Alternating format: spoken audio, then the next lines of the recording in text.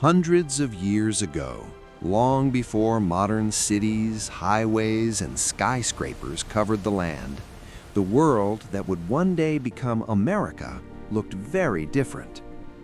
The winters were harsher, the forests were deeper, and survival was never guaranteed.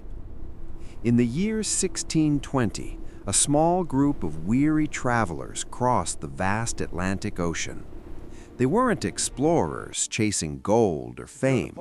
They were simply families, men, women, and children, searching for a place where they could live with freedom and hope. Their ship, known as the Mayflower, finally reached the cold shores of what is now Plymouth. But what awaited them was not a peaceful new beginning.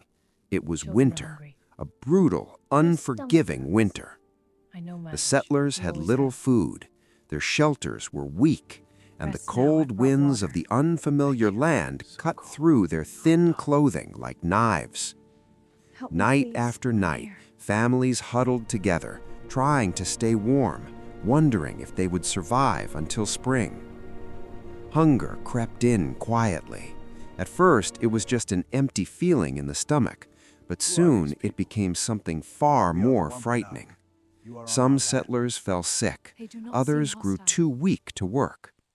By the time the first winter ended, nearly half of the settlers had died. Imagine that moment, a new land, a harsh winter, and a small group of survivors wondering if they had made a terrible mistake. But history has a strange way of surprising us. Just when hope seemed to be fading, something remarkable happened. The settlers encountered members of the Wampanoag people. Instead of hostility, something unexpected emerged: help. A Native American man named Squanto stepped forward and changed the course of their survival. He showed them how to grow crops in the unfamiliar soil. He taught them how to plant corn using fish as fertilizer. He explained which plants were safe to eat and which ones could be deadly. Slowly, painfully, the settlers began to rebuild their lives. Spring arrived, the fields turned green, and for the first time since arriving, the settlers felt something they had almost forgotten: hope. Months later, after a successful harvest, the settlers decided to do something simple but deeply meaningful. They gathered together to give thanks. Thanks for survival. Thanks for the food on their tables, and thanks for the unexpected friendship that helped them endure. They invited the Wampanoag people to join them. For 3 days, they shared food, stories, and laughter. Wild turkey was roasted over open fires. Corn, pumpkins, and freshly harvested crops filled wooden tables. Children ran through the fields, while elders talked late into the evening. For a brief moment in history, two cultures sat together, celebrating something universal: the simple miracle of survival. That gathering would later become known as the first Thanksgiving. Today, more than 400 years later, millions of families across the United States still gather every year to celebrate this tradition.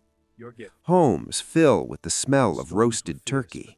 Families travel long distances just to sit at the same table. And before the meal begins, many people pause for a moment, not just to eat, but to remember. To remember the struggles of those early settlers, to remember the kindness that helped them survive, and to remember that even in the darkest winters, gratitude can bring warmth.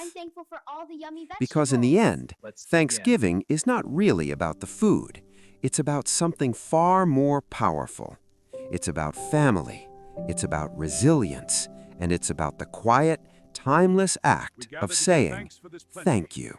The earth has been generous. Let us share. This feast strengthens our friendship. Indeed, let this day be remembered. The turkey is good.